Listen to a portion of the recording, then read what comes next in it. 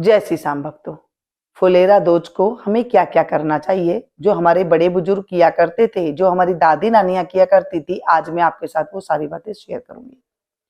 फुलेरा दूज के दिन हमें भगवान श्री कृष्ण राधा जी की पूजा करनी चाहिए। अगर आपके विवाह शादी में कोई प्रॉब्लम है तो वहां पर आप भगवान कृष्ण और राधा जी को आप रंग बिरंगे फूल अर्पण कर सकते हैं, या फिर रंग बिरंगे गुलाल से उन्हें आप तिलक लगा सकते हैं।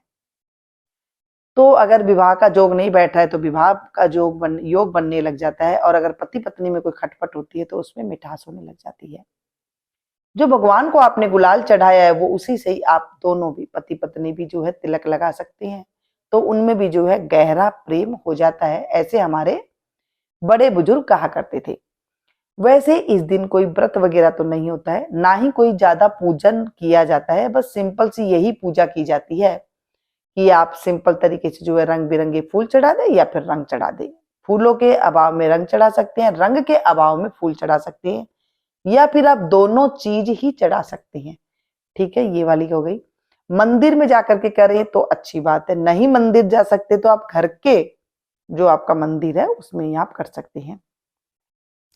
आपके पास राधा कृष्ण की फोटो नहीं है, मूर्ति नहीं है, कुछ भी नहीं है, तो क्या करें? कोई बात नहीं, जो भी आपके मंदिर में भगवान जी हैं, जिनको भी आप मानते हैं, उनके आगे आप रंग बिरंगे फूल बिछा दीजिए।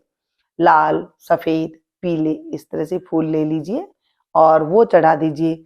नहीं तो आप रंग जो आप लेकर के गुलाल लेकर के आएंगे उनका आप तिलक कर दीजिए, साथ में अपने माथे पे भी कर लीजिए। ऐसे इस दिन से जो है होली का प्रारंभ हो जाता है। जो उत्सव होता है, होली का उत्सव प्रारंभ हो जाता है, और इस दिन के बाद फिर मिठाइयां बनने लग जाती है, बिड़कुल्ले भी बनने लग जाते हैं। ऐसा मान्यता है, हमारे घरों में ऐसा किया जाता है। हमारे घरों के कुछ नियम हुआ करते थे, हम वो सब भूल चुके हैं। हम आज जब मर्जी जाते हैं, जब मर्जी कुछ करते हैं, वैसा कर लेते हैं, या फिर इधर उधर से देख के सुन के उपाय करने में दौड़ पड़ते हैं।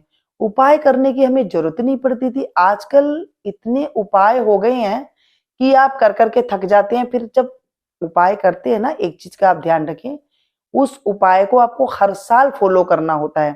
जब आप हर साल फॉलो नहीं करते हैं तो वहां पर फिर दुख तकलीफ आने लग जाती है। एक चीज का ध्यान रखें, कोई भी त्योहार होता है उसमें आप सोच समझ के उपाय करें। ये जो उपाय मैं आपको बता रही हूँ ये तो हमारे बड़े बुजुर्ग सभी किया करते थे, कि राधा कृष्ण की पूजा कर ली, एक सिंपल सा उपाय है। अपने दोस्तों के साथ आप थोड़ा सा तिलक वगैरह लगा सकते हैं, जिनसे आप एकदम मतलब मन से मिलना चाहते हैं ना, उनसे आप, जैसे दोस्त है, कोई आपकी फ्रेंड है, आप चाहते हैं कि मैं इससे हमेशा ही जो है हमारा प्रेम बना रहे, तो वहां पर भी आप तिलक लगा सकते हैं। थोड़ा सा एकदम टीका जैसा लगा सकते हैं, तो भी जो कहते हैं कि हमारे जो है फिर प्यार बना रहता है हमारे अंदर। और साथ में इस दिन वैसे तो खास कोई पूजा नहीं होती है, कोई इसकी व्रत उपवास नहीं होता है इस दिन। अगर आपके यहाँ पर होता है तो कर लीजिएगा, वैसे ज्यादातर होता नहीं है। इस दिन विवाह शादी खूब होते हैं, क्योंकि ये एक अपूजा सावा होता है, जिसमें कुछ पंचांग वगैरह देखने की जरूरत नहीं पड़ती है, कोई पंडित जी वगैरह से पूछने की हमें जरूरत नहीं पड़ती है। अगर कोई शुभ कार्य आप करना चाहते हैं, जैसे कोई विवाह का अगर आप बातचीत करने जा रहे हैं, तो इस दिन बेहिचक आप जा सकते हैं। कोई नई चीज निकाल रहे हैं तो आप बेहिचक उसे निकाल सकते हैं। कोई नया काम शुरू करना चाहते हैं तो आप बगैर देखे इसे कर सकते हैं।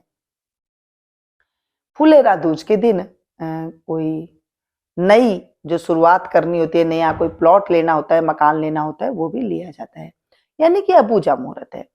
इस दिन घर में बिड़कुल्ले भी बनाए जाते हैं।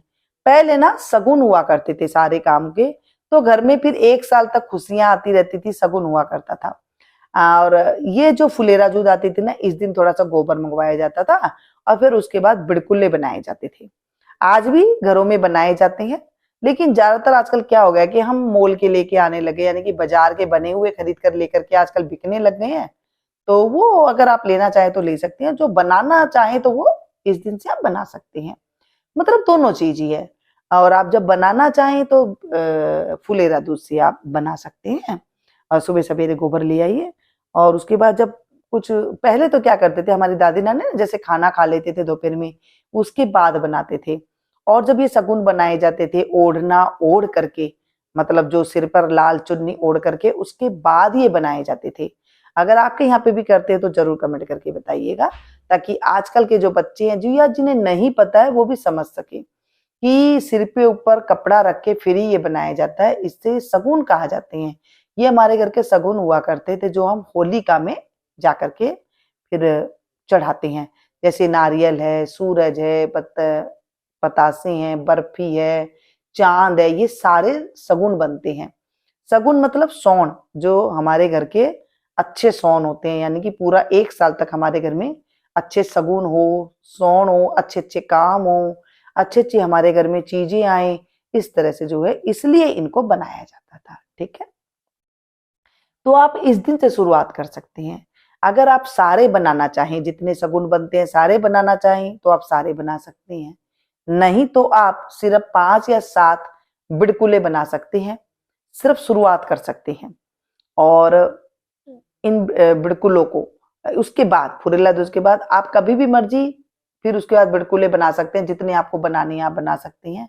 फिर जब 7 दिन रह जाए या फिर 11 दिन जो माना जाता है, 11 दिन, 7 दिन, 9 दिन और 5 दिन, इस तरह से जो दिन होते हैं ना विषम संख्या में, उस दिन से फिर जब आपको कुछ और शगुन बनाने होते हैं तो वो शगुन उस दिन बनाए जाएंगे। बाकी जो बिड़कुले आप कभी भी मर्जी बना सकती हैं, फुलेरा दूज के बाद होली तक। होली के 5 दिन पहले तक इसे रोक दिया जाता है, जो बिड़कुले होती हैं 5 दिन पहले रोक दिया जाता है, बस वहीं तक ये बिड़कुले बनेंगे, उसके बाद नहीं बनेंगे। सिर्फ उसके बाद सूखे जाएंगे और फिर होली की माला पिरोई जाएगी। वो मैं आपको बताऊंगी किस तरह से शगुन के साथ ये पिरोई जाती है और कैसे पिरोनी चाहिए। तो ये मैंने बता दिया फुलेरा दूज के दिन। वैसे इसकी कोई कथा नहीं होती है, वैसे इसकी कोई और व्रत नहीं होता है, कोई खास पूजा नहीं होती है। और अगर आपने कोई नियम ले लिया है कहीं से देख के सुन के, तो ध्यान रखिएगा हर साल आपको ऐसा करना पड़ेगा। और आप बच्चों को भी आप इस तरह से करेंगे, यानी कि आपके घर के फिर ये नियम बन जाते हैं। अगर आपके घर में ये नियम निभाया जाता है, शुरू से चलती आ रही है प्रथा, तो आप ये कर सकते हैं। कभी भी ना हमें अपने घरों में नई प्रथा नहीं अपनानी चाहिए। जैसे हमने कहीं से देखा फिर वो प्रथा अपना ली, और कहीं से सुना फिर वो प्रथा अपना ली। अच्छा, इस दिन आप अगर ये कोई पूजा पाठ नहीं कर सकते हैं, कोई बात नहीं, आप मंदिर, शंकर भगवान के मंदिर जा सकते हैं। वहां पर जो ये फुलेरा दूज के दिन, वहां पर आप थोड़ा सा रंग चढ़ा के आ सकती हैं। या फिर जो धतूरे होते हैं, आक धतूरे जो हम चढ़ाते हैं, उन्हें गुलाल से रंग कर भगवान शंकर के ऊपर जो है थोड़े थोड़े ये चारों तरफ सजाए जाते हैं।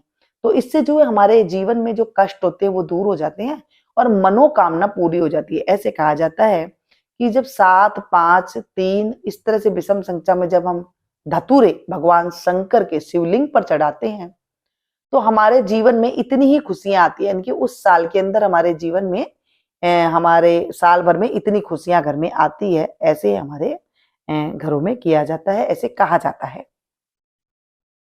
फुलेरा दूज के दिन जहां तक हो मांस, मदिरा, नॉनवेज का नहीं करना चाहिए, प्रयोग नहीं करना चाहिए। जहां तक हो प्याज लहसुन का भी प्रयोग नहीं करना चाहिए। फुलेरा दूज के दिन जहां तक हो सके निंदा नहीं करनी चाहिए। फुलेरा दूज के दिन आपको कलह कलेश नहीं करनी चाहिए। फुलेरा दूज से लेकर के होली तक, जब होली मंगलती है तब तक हमारे घरों में कोई ऊंची आवाज में बात ना करे, ऐसे आपको रखना चाहिए। क्योंकि देखिए ये साल भर का त्योहार है। पहले ना हमारे घरों में हमारी दादी नानियां शोर नहीं करने देती थी। जब होली आती थी तब कहती थी बिल्कुल शोर नहीं करना है, और इन दिनों में बिड़कुले बनेंगे, मिठाइयां बनेगी कुछ आगे जा करके, जैसे कांजी भल्ले वगैरह बनते हैं, और साथ में फिर जो है कांजी भल्ले के साथ साथ दाल का हलवा बनता है, और कचौरियां, मठियां, ये सब चीजें बनती है। यानी कि शगुन है ये हमारे घर में जो है, ये खुशियां के ये शगुन हुआ करते थे। तो आपको भी ऐसे ही करना चाहिए। अगर आपके घर में पहले करते हो, आपको याद हो तो जरूर कमेंट करके बताना।